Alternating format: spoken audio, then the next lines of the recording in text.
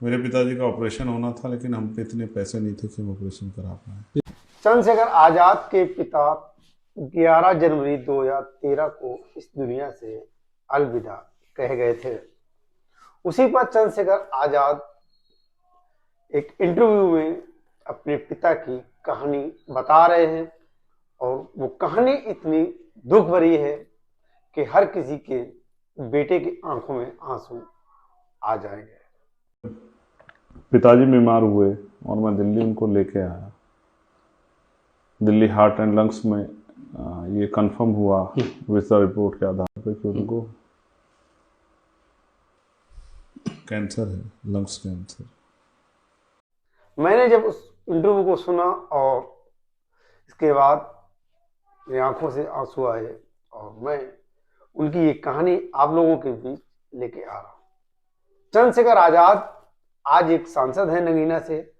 उत्तर प्रदेश में नगीना लोकसभा पड़ती है, वहां से वो सांसद हैं वर्तमान में नगीना सीट से। और 11 जनवरी को अभी उनके पिता की पुण्यतिथि थी। उससे पहले वो एक इंटरव्यू में अपने पिता की वो स्टोरी बता रहे थे जब उनके पिता को कैंसर हुआ और एम्स लेके गए, वहां पर उनके पिता को इलाज नहीं मिल सका। कहीं और बाहर जो था इलाज करा नहीं सकते थे क्योंकि पैसा इतना नहीं था बाहर इलाज कराने के लिए। और वो वहां से उन्होंने दृढ़ किया कि ये जिम्मेदारी है, अब मुझे खुद ही निभानी होगी, किसी और के भरोसे नहीं छोड़नी होगी। तो आइएगा पहले इनका ये वीडियो सुनते हैं। पिताजी बीमार हुए और मैं दिल्ली उनको लेके आया। दिल्ली हार्ट एंड लंग्स में ये कंफर्म हुआ विज़ा रिपोर्ट के आधार पर कि उनको कैंसर है, लंग्स कैंसर। रक्षाबंधन का दिन था, मेरे लिए बड़ा कठिन था। पूरा देश जो इस व्यवस्था को मानता है, जो रक्षाबंधन के त्यौहार को मानता था, वो राखी बंधवा रहा था अपनी बहनों से, और मैं अपने पिताजी को लेकर यहाँ 2-2.5 घंटे तक हॉस्पिटल के कोने में रोता रहा। अपनी सिसकियों को छिपाता रहा कि किसी दूसरे को एहसास ना हो कि मैं क्यों परेशान हूँ, क्योंकि मेरे पिता मेरे हीरो थे। और जब मुझे पता लगा कैंसर के नाम से डर लगता है, और कैंसर का अंत हम जानते हैं। जैसे आपको ये पता होता है कि आपकी मंजिल एक जगह निश्चित होती है कि वहाँ आपको पहुँचना है और आप चल दी हैं, तो ये होता है कि घंटे शेष होते हैं कि इतने घंटे बाद पहुँच जाएंगे, तो मन में उम्मीदें होती है कि इसके बाद क्या। जैसे कोई बहुत दिनों बाद घर लौट रहा हो, या कोई अपने घूमने के लिए कहीं जा रहा हो। तो जब कैंसर हुआ तो मुझे एहसास हुआ कि अब ज़्यादा दिन पिताजी हमारे बीच नहीं रहे। उस बीच में जो मैंने झेला, जो खामियां मैंने देखी, कास्ट फैक्टर, ये वो सब चीज़ें एक जगह तक है मेरी लाइफ में, लेकिन गरीबी भी एक बहुत बड़ा विषय है जिसको नकारा नहीं जा सकता। आपने जो बातें अभी चंद्रशेखर जी की सुनी है, ये बहुत ही दुख भरी बातें हैं। ये हर किसी को सहनी पड़ती है। सच तो यह है कि जो आया है वो जाएगा, लेकिन एक बेटे के लिए पिता हीरो होते हैं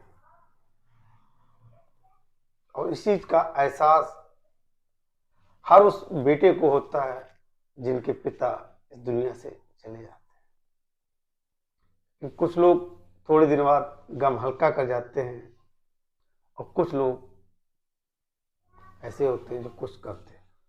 उन्हीं में से एक चंद्रशेखर आजाद हैं, जो इस घटना के बाद उन्होंने तय कर लिया कि मैं अब जीऊंगा, लेकिन अपने लिए नहीं, अपने समाज के लिए जीऊंगा। जो मैंने सहा है वो मेरा समाज नाश है।